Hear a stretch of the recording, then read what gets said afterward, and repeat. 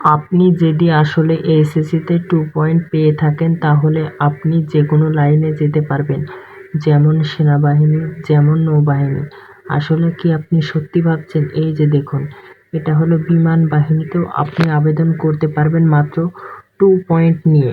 কিন্তু এটা হতাশ, কিন্তু না, এটা আসলে সত্যি। তারপরে আপনি যদি এইচএসসি পাস করেন, মাত্র 2 পয়েন্ট পেয়ে থাকেন, তাহলে আপনি এমওডিসি পদে সেনাবাহিনীতেও আবেদন করতে পারবেন।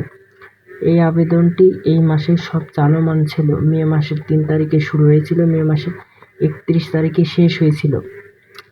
আপনি সুযোগ করতে পারছেন, কিন্তু আপনি আবেদন করতে পারছেন না। এবার আপনাকে বয়স সীমাগুলো দেখাবো। এটা হলো নৌবাহিনীতে, এটাও আপনি আবেদন করতে পারবেন, এটা আবেদন চলমান আছে মাত্র এইচএসসিতে।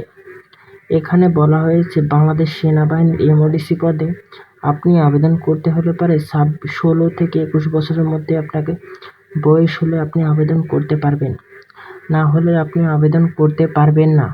তারপরে বলা হয়েছে বাংলাদেশ নৌবাহিনীতে, বাংলাদেশ সেনাবাহিনীতে আপনি যদি আবেদন করতে চান তাহলে আপনার বয়সসীমা লাগবে 17 থেকে 25 বছর, তাহলে আপনি আবেদন করতে পারবেন। এইটাই ছিল ভিডিওটা। ভালো লাগলে শেয়ার করবেন।